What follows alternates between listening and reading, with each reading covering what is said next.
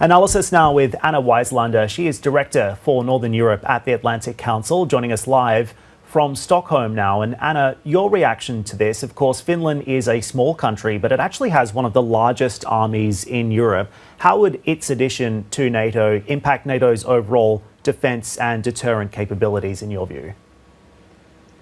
Well, both Finland and Sweden joining NATO will add to the security, not only in Northern Europe, but to the alliance as a whole. As we heard here, Finland is already a security provider in that it can not only defend itself, despite a long border with Russia, as was mentioned, but it has also, alongside Sweden, worked with NATO side by side with allies in all international missions from the Balkans to Afghanistan and practiced extensively.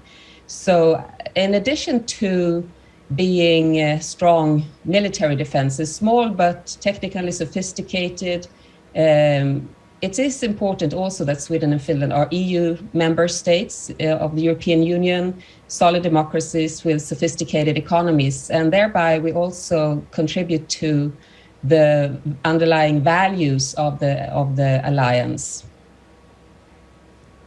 So this would ultimately represent a strengthening of NATO's military might right on the border with Russia. And at the same time, this decision could ultimately redraw the security map of Europe. So the key question is, will Moscow see this as a hostile act? How do you expect President Putin to respond? Well, President Putin and Russia has several times already declared that they say that if Sweden threatened Sweden and Finland, that there will be military and political consequences should we join NATO. So I would expect him to react in similar ways. We have prepared for military installations being moved towards the west, closer to us.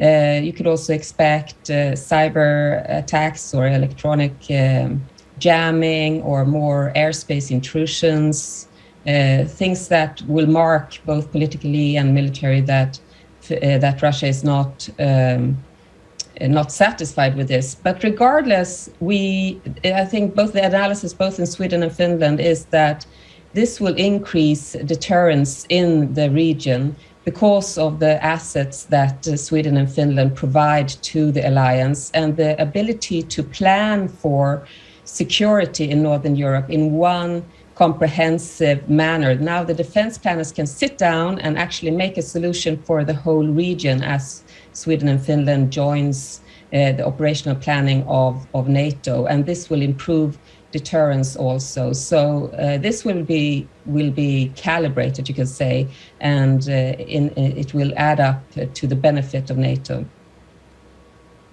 So Anna, NATO ultimately seeing this as a risk worth taking, the opportunity outweighing the cost. But Anna, when it comes to the overall operational performance of Finnish and Swedish forces, how would you characterize the interoperability with NATO? Are they actually going to be able to work together here?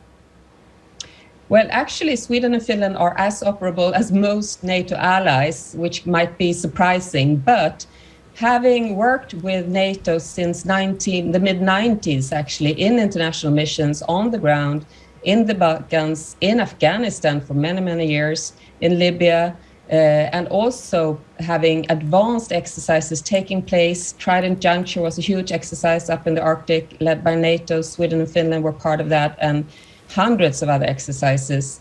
The interoperability level is very high, and actually Sweden and Finland also cooperate extensively on defense based on NATO standards, which is also interesting. So this is not a problem. Sweden and Finland has also signed the Host Nation Support Treaty, which allows for easy and fast to give and take military support in case of a crisis or a war.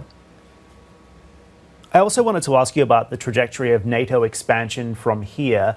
Is it possible that other members could join from this point on, further strengthening the alliance as Russia's aggression and its invasion into Ukraine continues to unfold?